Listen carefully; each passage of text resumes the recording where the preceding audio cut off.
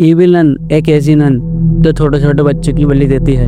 अगर आप इसके चंगुल में फंस जाते हो तो आपका निकलना नामुमकिन हो जाता है। तो आज मैं आपको बताऊंगा कि ये प्यारी सी नन कैसे बन रही है एक ईविल नन, और क्यों ये छोटे छोटे बच्चों की बलि देती है, और क्या है इस मार्क्स का सीक्रेट। ईविल नन काला जादू का इस्तेमाल कर आखिर किस मरे हुए इंसान को जीवित करना चाहती है। तो आज हम बात करेंगे ईविल नन की स्टोरी के बारे में। तो शुरू करते हैं बिना किसी देरी के आज का वीडियो।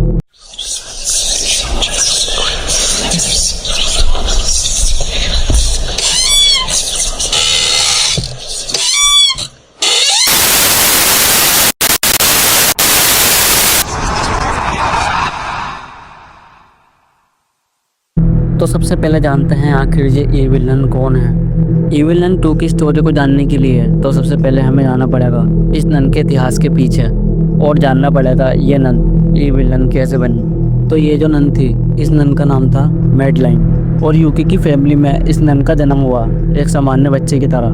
मगर जब ये बच्ची पैदा हुई तो इसके हाथ पर एक उल्टे क्रॉस का निशान था, जिससे वहाँ के क्रिश्चियन लोग डेविल का साइन मानते हैं, और वहाँ के लोगों ने इस बच्ची को अभिशापित बच्ची माना।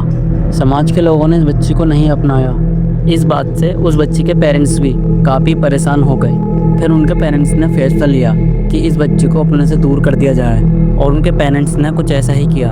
उस प्यारी सी छोटी बच्ची को एक चर्च के सामने रख दिया ताकि उस बच्ची को उस चर्च के लोग पाल लें और उस छोटी सी बच्ची की देखभाल करें। तो उस बच्ची को उस चर्च के सामने रख दिया गया। फिर थोड़ी देर बाद उस प्यारी सी छोटी बच्ची को वहाँ के रहने वाली एक नन ने देखा और सभी लोगों को बताया। तो चर्च में रह रहे सभी लोगों ने उस बच्ची को रखने का फैसला लिया।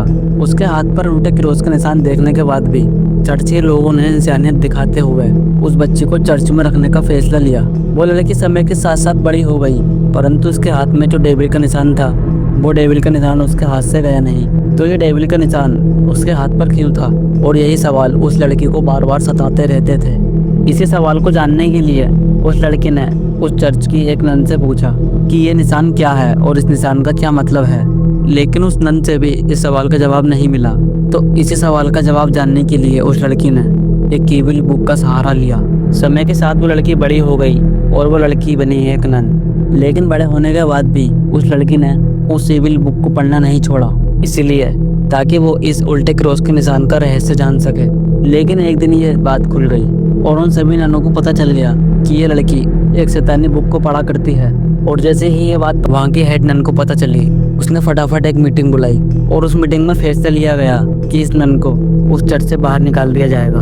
अब क्योंकि उस नन के पास कहीं और जाने के लिए कोई रास्ता ही नहीं था, क्योंकि उस नन ने पूरी जिंदगी इस चर्च में बिताई थी और उसको इस चर्च से बाहर निकाल दिया जाएगा।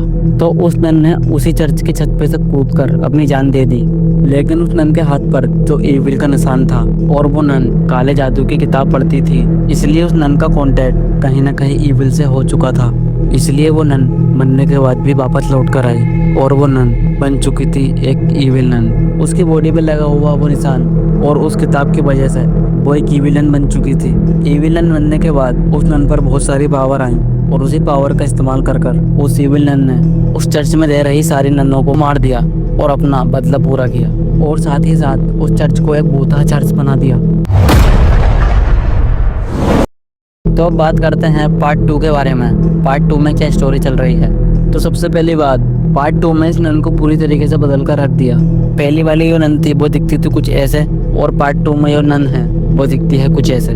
मतलब इसको पूरी तरीके से बदल कर रख दिया। तो इस गेम के पार्ट 2 में दिखाया गया है कि ये नन है, ये छोटे छोटे बच्चों को किडनैप कर अपने भूतिया चर्च में लाती है, और चर्च में लाने के बाद इन बच्चों को एक रहस्यमय मास्क बनाती है, और ये रहस्यमय मास्क बनाकर इन छोटे छोटे बच्चों से काम करवाती है। और इस नन के पास बहुत सारे क्रीचर हैं जो काफ़ी हद तक मुर्गे की तरह लगते हैं, और इन क्रीचरों के पास भी अपनी कुछ एक शक्ति है। और ये नन छोटे छोटे बच्चों पर कुछ रिचुअल कर रही है किसी मरे हुए इंसान को जिंदा करने के लिए। तो अब जानते हैं ईविल 2 की स्टोरी क्या है। तो जब मैडलाइन उस चर्च में रहती थी तो वो केवल एक सामान्य बच्ची की तरह थी, मतलब मरने से पहले। ईविल नन जो बनी है वो मरने के बाद बनी है। लेकिन जब उसका राज खुला, यही राज कि वो एक ईविल बुक पढ़ती है, तो उसी चर्च के सामने एक और अनाथ लड़की को रखा गया जिसका नाम था एलेसिया। लेकिन हाँ, एलेसिया के हाथ पर किसी भी तरीके का डेविल का निशान नहीं था, वो केवल एक सामान्य बच्चे की तरह ही थी। तो ऑब्वियसली चर्च ने उसे भी अपना लिया।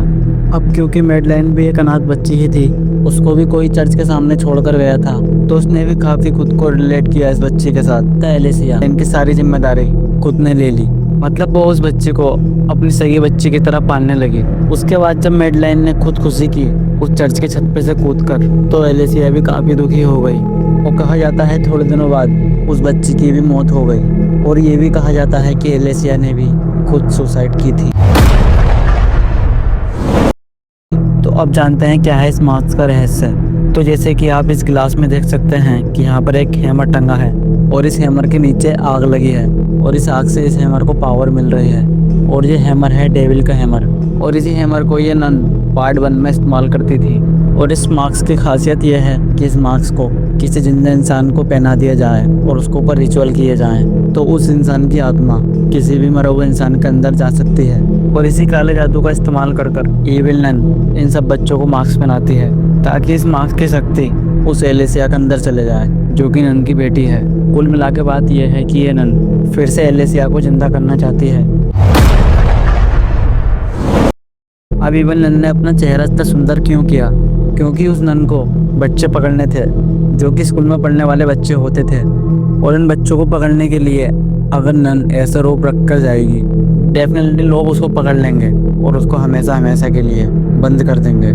इसलिए उसने अपना रूप ऐसा कर लिया कि वो नॉर्मल लड़की की तरह लगे और कोई भी उसके ऊपर शक न कर पाए।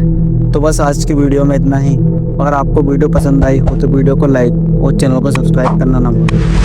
अगर आपको किसी और टॉपिक पर वीडियो चाहिए तो कमेंट करें।